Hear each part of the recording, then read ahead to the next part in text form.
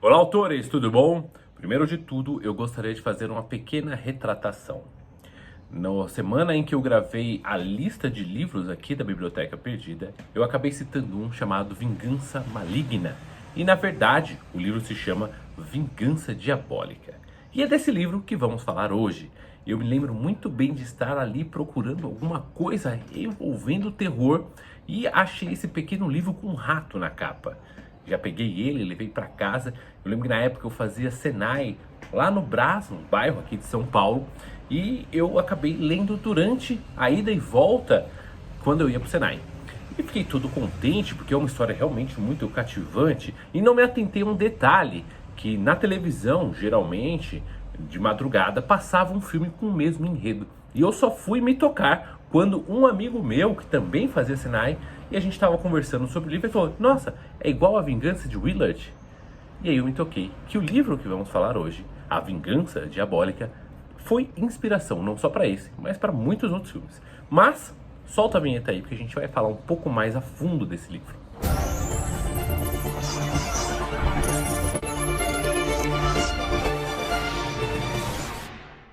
Vingança Diabólica, de Steven Gilbert, nos convida a adentrar a mente torturada de um protagonista. E um protagonista que não tem nome, isso que fica tudo mais interessante. Ele busca uma vingança através de uma legião de ratos.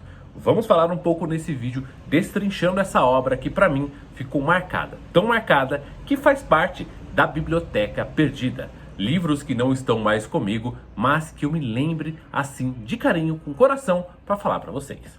Mas afinal, o que torna uma história tão fascinante a ponto que você, como escritor, vai entender quais elementos fazem com que esse sentir essa repulsa de um animal que não é muito bem visto na sociedade e ao mesmo tempo uma compaixão pelo nosso protagonista.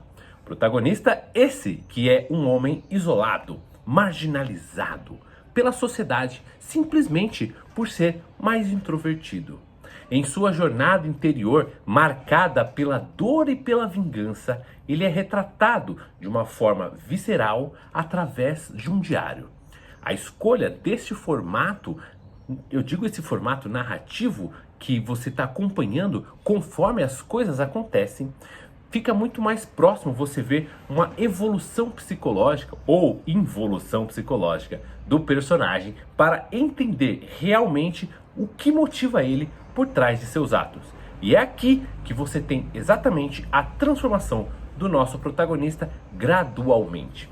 Essa transformação gradual gera uma certa empatia porque você entende o que é a jornada de um homem solitário para o líder de uma horda de roedores. E essa evolução, essa escada, ela é fundamental para que a gente entenda a complexidade de cada personagem e também a natureza ambígua de seus atos. A relação do nosso protagonista e os ratos é um dos aspectos mais intrigantes que eu me lembro da obra. O autor, ele humaniza os animais atribuindo certas características e emoções até complexas que são percebidas pelo dono do diário. E essa personificação não torna só a história mais interessante, mas também levanta uma certa questão sobre a natureza humana que é retratada através da nossa visão dos ratos e a nossa relação com o mundo animal. Afinal, esses ratos são mais do que simples animais de estimação. Ele simplesmente chama eles conforme ele encontra na rua ou eles aparecem.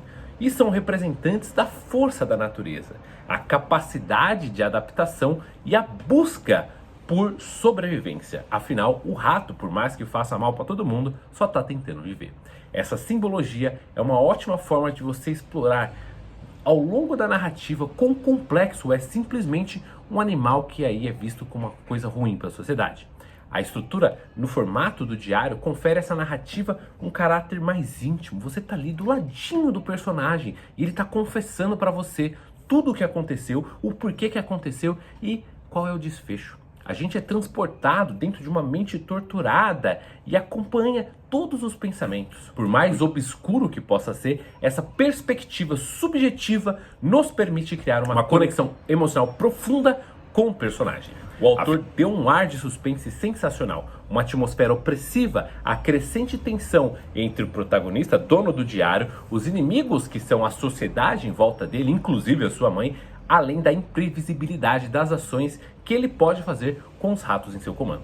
Isso mantém o leitor constante num estado de alerta para saber qual é a próxima ação que ele faria. Afinal, o que você faria se pudesse controlar esses ratos? Porém, ao longo de toda a narrativa, e por mais que ele faça umas coisas que são imorais, a busca é apenas por justiça. E essa justiça transforma-se em uma obsessão que isola o protagonista ainda mais da sociedade. E a solidão se transforma em alienação, que são temas recorrentes conforme você vai lendo pelo menos uma segunda leitura ou tentando reentender.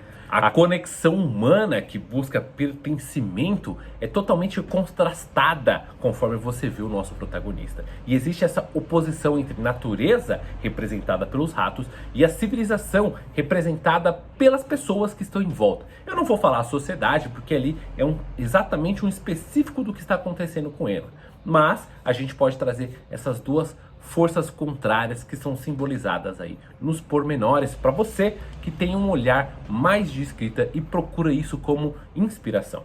É uma constante busca de adaptação por sobrevivência, enquanto a sociedade representa ou pode ter representado a ordem que os ratos, em geral, não oferecem, pelo menos a nossa visão. Por fim, eu posso dizer que Vingança Diabólica é muito mais do que uma simples história. Afinal, ela me marcou tanto nessa minha biblioteca que está aqui sendo lembrada, mesmo eu não tendo uma cópia do livro.